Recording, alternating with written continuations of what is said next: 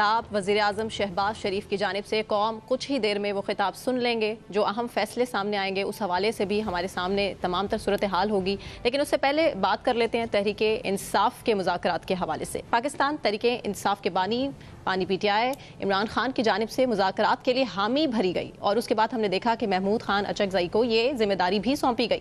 لیکن اب صورتحال یہ ہے کہ رؤف حسن صاحب یہ کہہ رہے ہیں کہ مذاکرات نہیں ہو سکتے. پیپلز پارٹی ہو، نون لیگ ہو یا ایم کیو ایم، ان سے مذاکرات کیا اب ہوں گے؟ حالات بہتری کی طرف آگے بڑھیں گے یا نہیں بڑھیں گے؟ مزمل صاحب سب سے پہلے آپ ہی سے میں پوچھ لیتی ہوں، یہ کرنا کیا چاہ رہی ہے تحریک انصاف؟ ویسے تو دیکھیں کسی بھی لمحے وزیر اعظم کا خطاب شروع ہو جائے گا اور ہمارا آج کا پروگرام پورا تو نہیں ہو سکے گا کیونکہ جو ہی خطاب آ جائے گا تو پھر خطاب کا لائیو کٹ ہو جائے گا اور لوگوں کی زیادہ توجہ اس وقت خطاب کی طرف ہے اور ایکسپیکٹیشنز ہیں کہ اس خطاب میں کیا ہو سکتا ہے. کل بھی ڈیلے ہو گیا تھا یہ کل بھی ڈیلے ہو گیا تھا. یا تو کوئی اناؤنسمنٹس وزیر اعظم کرنا چاہتے ہیں آپ کے خیال میں، لیکن کیا بجٹ پیش کرنے کے بعد ایسی کون سی اناؤنسمنٹس ہیں جو وہ کرنا چاہیں گے جو بجٹ میں؟ یقیناً کل 10 روپے بجلی سستی کی گئی ہے صنعتوں کے لیے. کچھ صنعتوں کا پیکج ہو سکتا ہے میرے خیال میں. اس کے لیے آپ کہہ سکتے ہیں پیٹرول سستا ہوا ہے، اس کی بات کریں گے. لیکن کوئی سرپرائز بھی ہو سکتا ہے؟ سرپرائز ہونا چاہیے کیونکہ وزیر اعظم ایسے ہی تو قوم سے خطاب کرنے نہیں آ جاتے. اگر وزیر اعظم نے قوم سے خطاب کرنا ہے تو اس میں کوئی سرپرائز یا کوئی بڑی بات تو ضرور ہونی چاہیے.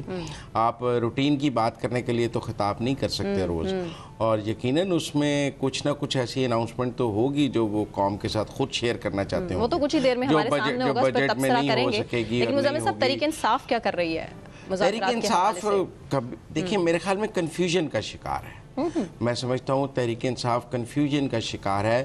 انہیں ایک طرف تو یہ نظر آتا ہے کہ جس بند گلی میں وہ موجود ہیں اس سے نکلنے کا راستہ تو مذاکرات ہی ہے، لیکن ایسی کوئی سچویشن نہیں ہے کہ وہ سڑکیں گرم کر کے یہ حکومت گرا دیں. ایسی کوئی سچویشن نہیں ہے اس وقت کہ وہ نظام کو تلٹ پلٹ کر دیں. جو بھی راستہ بنانا ہے وہ نظام کے اندر سے بنانا ہے، اور وہ نظام کے اندر سے راستہ بنانے کے لیے انہیں نظام کے اندر جو باقی پاور سٹیک ہولڈرز ہیں ان سے بات کرنی پڑے گی اور ایک پیج پر آنا پڑے گا. لیکن ایسا اقبال صاحب کہہ رہے ہیں تو بات تو کرنی پڑے گی. دیکھیں میں یہ نہیں کہہ رہا، دیکھیں جمہوریت میں اور سیاست میں آپ مذاکرات بالکل اتفاق رائے کے لیے بھی نہیں کرتے ہیں. مطلب you always agree to disagree. اختلاف اپنی جگہ برقرار رہتا ہے اور کسی منیمم ایجنڈے پر بات ہو جاتی ہے، کوئی کامن لائن بات ہو جاتی ہے. کوئی بات آپ دیکھیں ٹیبل پر بیٹھیں گے تو مذاکرات ہوں گے نا، کوئی بات چیت ہوگی. تو ٹیبل پر بیٹھنا تو پہلی شرط ہے. لیکن قومیں جنگوں کے بعد بھی ٹیبل پر بیٹھتی ہیں اور سیاست پہ تو ٹیبل پر بیٹھنے سے انکار نہیں ہونا چاہیے. آپ دشمن کے ساتھ بھی ٹیبل پر بیٹھتے ہیں تو آپ آپس میں سیاسی قوتیں کیوں نہیں ٹیبل پر بیٹھیں گی؟ اس بات کی حکومت تو مذاکرات کی بات کرتی ہے، مفاہمت کی بات کرتی ہے، لیکن عملی طور پر آپ نہیں سمجھتے کہ حکومت بیک فٹ پر ہے اس تمام تر معاملے میں؟ کیسے بیک فٹ پر ہے؟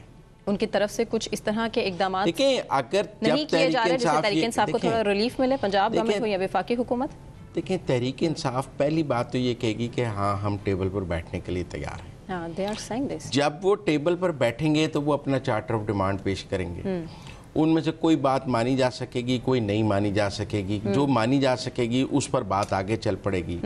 فرض کر لیں میں کہتا ہوں کہ جی وہ کہتی ہیں ہمارے بے گناہ قیدیوں کی رہائی کا معاملہ ہے اور مینڈیٹ چوری کا 2 شرطیں. اچھا اس میں پی ڈی ایم کا ہے کہ اگر ہم نے 2024 کی تحقیقات کرانی ہے تو 2018 کی کیوں نہیں کرانی؟ اگر تحریک انصاف یہ مان جائے کہ جی آپ 2018 کی آر ٹی ایس کی تحقیقات بھی کرا لیں تو پھر شاید 2024 کی بات بھی ہو جائے. یا آگے کے لیے کہ آئندہ ایسا نہ ہو سکے اور کوئی ایسی فائر والز بنائی جا سکے انتخابی سیاست کے حوالے سے کہ آئندہ سب کچھ فیئر ہو سکے. یہ بھی چھوٹا ایجنڈا نہیں ہوگا بات کرنے کے لیے.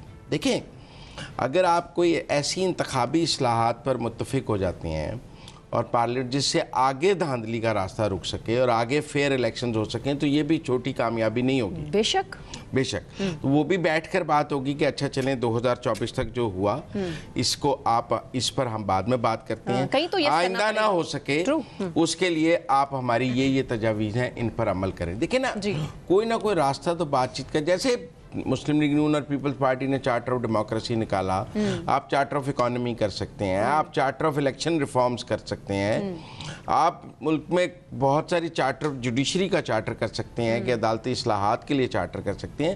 تو بہت سی ایسی چیزیں ہیں جن پر اپوزیشن اور حکومت مل کر قانون سازی یا آئین سازی. وہ تو بیانیے سے ہٹ جائیں گے نا.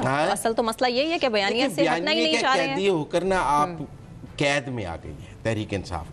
تحریک انصاف اپنی بیانیے کی ایسی قیدی ہو گئی ہے کہ اس نے اسے بند گلی میں کر دیا ہے. اس کے پاس آپشنز ختم ہو. پیچھے کھائی آگے کنواں. یس.